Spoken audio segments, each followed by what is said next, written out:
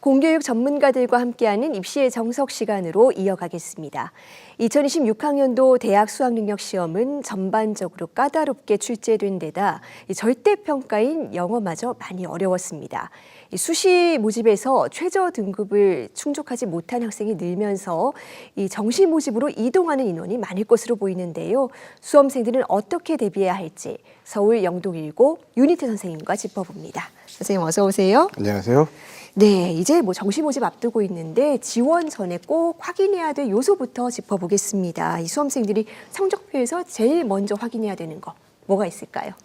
네, 수험생들이 가장 먼저 확인해야 할 부분은 바로 본인의 위치 파악입니다.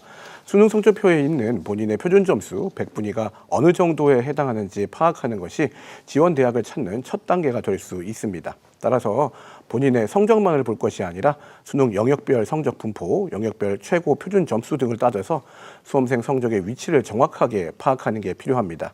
이렇게 수험생 본인의 성적의 장단점을 파악한 후에는 이전 한 2개에서 3개 년도의 입결을 찾아보면서 지원 경향성을 파악하는 것이 필요합니다.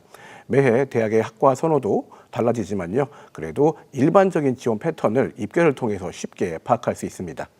이렇게 수험생의 성적과 지원 경향성을 고려하여 지원 대학 리스트를 만들고 그 후에는 모집 요강을 통하여 반영 영역, 반영 비율, 가산점 등 디테일한 사안들을 파악하고 지원하는 것이 필요합니다.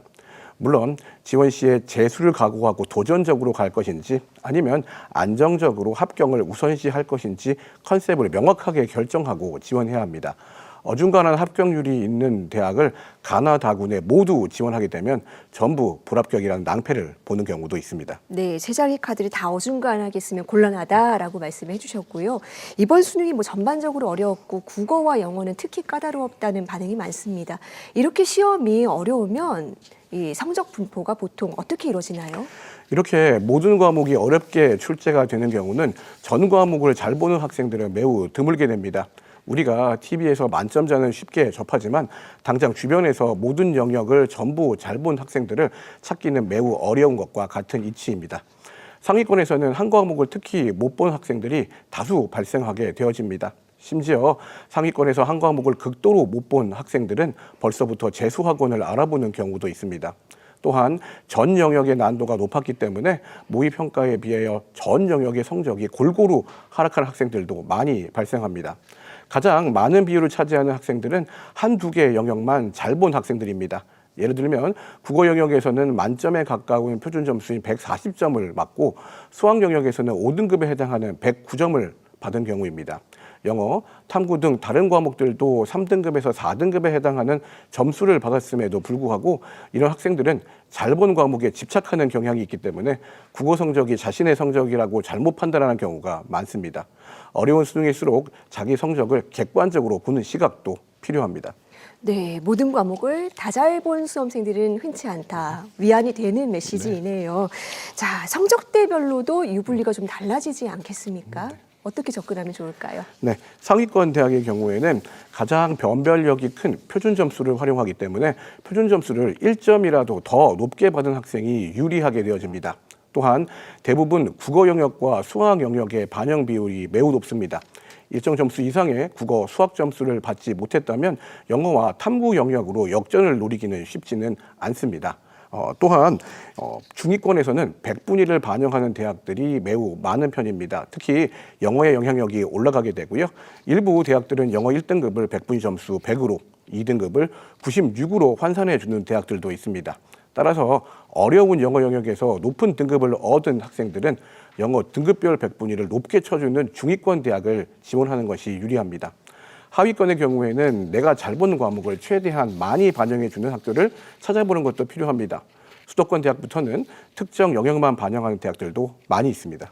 네, 이번 수능이 과목별로 점수가 균질하지는 않을 가능성이 있어서요. 저희가 맞춤형 전략을 좀 짚어볼 텐데요.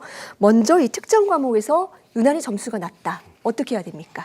네, 대학에서 반영하는 반영 비율에 집중할 필요가 있습니다. 모집 요강에는 25%, 40% 이렇게 나와 있어서 직관적으로 이해하기가 힘듭니다.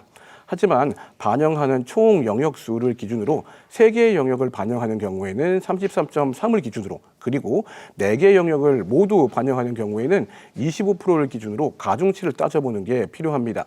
예를 들면 서울대가 국어, 수학, 탐구 3개의 영역을 각각 33.3%, 40%, 26.7%를 반영한다고 한다면 각각의 비중을 33.3으로 나눈 것이 가중치에 해당하게 됩니다. 계산해 보면은요, 국어 가중치는 1, 수학 가중치는 1.2, 탐구 영역의 가중치는 0.8이 되는 거죠. 실제로 서울대식 환산식을 계산해 보면요, 각각의 방법을 해보면 국어와 수학에서 모두 같은 130점을 획득했다고 하더라도 가중치를 곱하면 국어는 원래 130점을 그대로 맞게 되고요, 수학은 150점이 되게 되는 겁니다. 요강에서는 차이가 33.3과 40으로 별로 안 나는 것처럼 보이지만 실제 대학별 환산점 점수를 계산하게 되면요, 어마어마하게 차이가 나게 됩니다. 이렇게 내가 잘 본 영역에 가중치를 많이 부여하는 대학을 찾아가는 것이 점수를 최대한 활용하는 방법입니다. 네, 반영 비율과 가중치를 따져봐라. 그렇다면 반대로 이 특정 영역만 유독 잘 본 학생들은 어떻게 해야 될까요? 네, 가장 아쉬움이 많이 남는 수험생들이 바로 특정 영역만 높은 점수를 받은 수험생들입니다. 네. 잘 본 영역은 1등급에 해당한 점수이고 못 본 영역은 심지어 7등급에 해당한 점수를 받게 되면 앞서 언급했었던 영역별 반영 비율에 대한 가중치로 점수 극복이 불가능하게 되어집니다. 이런 경우는 4개의 영역을 모두 반영하는 것이 아니라 일부 영역만을 반영하는 그러한 학교들을 찾아서 지원하는 게 필요합니다. 서울권에 있는 일부 대학들과 수도권의 대학들 중 다수 대학들은 3개 영역 혹은 2개의 영역만 반영하기도 합니다.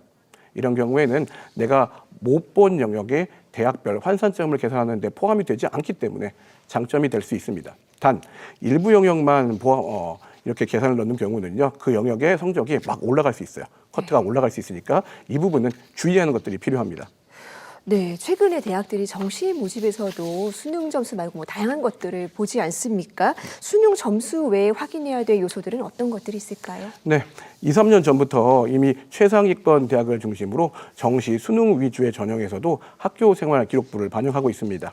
이미 서울대, 고려대 등이 반영하고 있고요. 올해 연세대가 전 모집 단위의 고교 내신 성적을 반영하고 성균관대 사범대학과 한양대 전 모집 단위에서 학교 생활 기록부 정성 평가를 평가 요소로 반영합니다. 수능 위주의 전형이기 때문에 수능 점수가 당락을 좌우하는 중요한 요소긴 하지만 합격 커트라인에 걸려 있는 학생들 같은 경우는 이런 요소들이 미세한 영향을 끼치게 됩니다. 이런 요소들은 감점을 기준으로 생각하시는 게 편할 것 같습니다. 입결을 찾아보면은요, 전년도의 내신 평균이 한 2.5였다. 근데 내가 내신이 한 3.0이다라고 한다면은 좀 감점을 받겠구나라고 생각하시는 게 편하고요. 또한 학교 폭력 조치상의 경우에는 대학별로 반영 방법이 다른데 정량적으로 감점을 하는 경우가 제일 많습니다. 하지만 호수에 따라서 거의 불합격에 가까운 감점을 주는 경우도 있으니 꼭 확인해 보는 게 필요합니다. 네, 올해 수능 시험 쉽지가 않았죠. 하지만 뭐 모든 과목에서 고르게 높은 성적 받은 학생이 별로 없다.